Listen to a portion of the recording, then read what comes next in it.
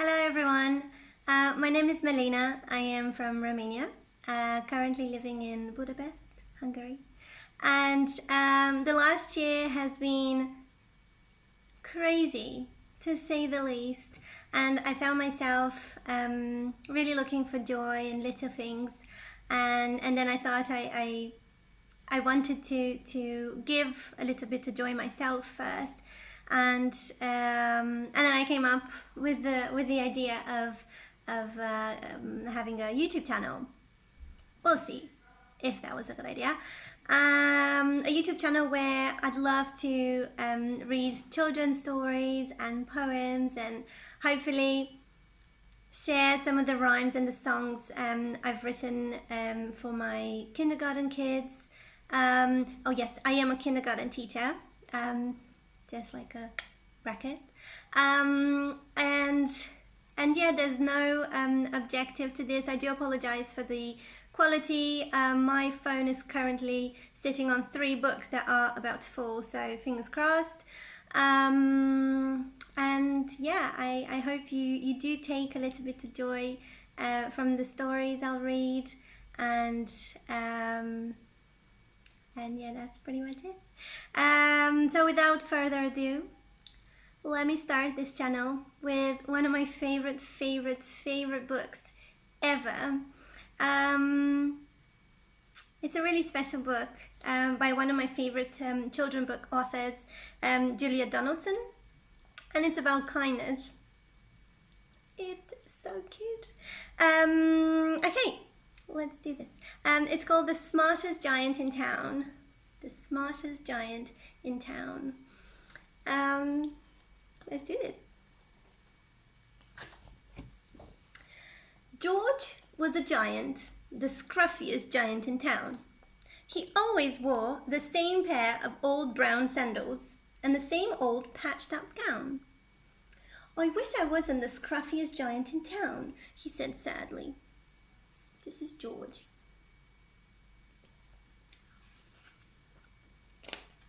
But one day, George noticed a new shop. It was full of smart clothes, so he bought a smart shirt, a smart pair of trousers, a smart belt, a smart stripy tie, some smart socks with diamonds up the sides, and a pair of smart shiny shoes. "Now I'm the smartest giant in town," he said proudly. George left his old clothes behind the shop. He was about to go home when he heard a sound. On the pavement stood a giraffe who was sniffing sadly. "What's the matter?" asked George. "It's my neck," said the giraffe.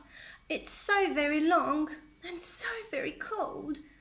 I wish I had a long warm scarf." "Oh, cheer up," said George, and he took off his stripy tie. "It didn't match my socks anyway," he said, as he wound it round and round the giraffe's neck. "It made a wonderful scarf." "Thank you," said the giraffe. As George strode towards home, he sang to himself. "My tie is a scarf for a cold giraffe, but look me up and down, I'm the smartest giant in town." George came to a river. On a boat stood a goat, who was bleating loudly. "What's the matter?" said George. "It's my sail," said the goat. "It blew away in the storm. Oh, I wish I had a strong new sail for my boat." "Oh, cheer up," said George, and he took off his new white shirt. "It kept coming untucked anyway," he said as he tied it to the mast of the goat's boat. "It made a magnificent sail." "Thank you," said the goat. George strode on, singing to himself. "My tie is a scarf for a gold giraffe, my shirt's on a boat as a sail for a goat, but look me up and down, I'm the smartest giant in town." He was very joyful, George. George came to a tiny ruined house. Beside the house stood a white mouse with lots of baby mice. They were all squeaking. "What's the matter?" asked George. "It's our house," squeaked the mother mouse. "It burned down and now we have nowhere to live. I wish we had a nice new house." There's the mother mouse and the baby mice. Ooh, yeah. They're really sad though. Let's see. "Cheer up," said George, and he took off one of his shiny shoes. It was giving me blisters anyway," he said, as the mouse and her baby scrambled inside. The shoe made a perfect home for them. Thank you," they squeaked. George had to hop along the road now, but he didn't mind. As he hopped, he sang to himself. "My tie is a scarf for a gold giraffe. My shirt's on a boat as a sail for a goat. My shoe is a house for a little white mouse. But look me up and down, I'm the smartest giant in town." George came to a campsite. Beside a tent stood a fox who was crying. "What's the matter?" asked George. "It's my sleeping bag," said the fox. "I dropped it in a puddle. I wish I had a warm, dry sleeping bag." There's the fox and her sleeping bag.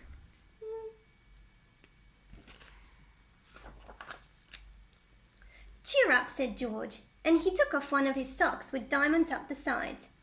"It was tickling my toes anyway," he said, as the fox snuggled into it. "It made a very fine sleeping bag." "Thank you," said the fox. George hopped on, singing to himself. "My tie is a scarf for a gold giraffe. My shirt's on a boat as a sail for a goat. My shoe is a house for a little white mouse. One of my socks is a bed for a fox. But look me up and down, I'm the smartest giant in town." He's still very joyful, George. George came to a big squelchy bog. Beside the bog stood a dog who was howling. "What's the matter?" asked George. "It's this bog," said the dog. "I need to get across, but I keep getting stuck in the mud.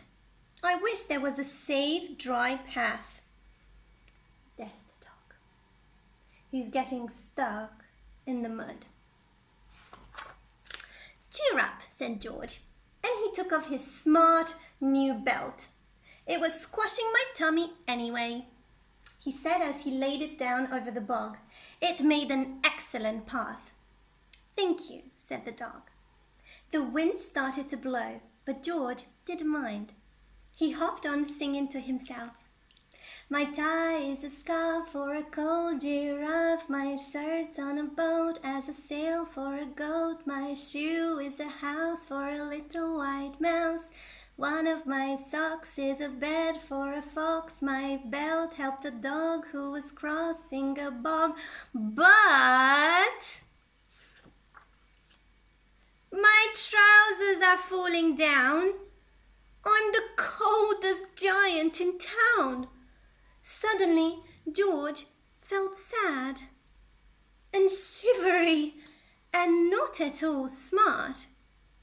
He stood on one foot and thought, "I'll have to go back to the shop and buy some more clothes," he decided. He turned round and hopped all the way back to the shop. Whoopsie. But when he got there, it was closed. "Oh no," cried George. He sank down onto the doorstep and a tear ran down his nose. He felt as sad as all the animals he had met on his way home. Then, out of the corner of his eye, he saw a bag with something familiar poking out of the top. George took a closer look. "My gown!" he yelled. "My dear old gown and sandals." George put them on. They felt wonderfully comfortable.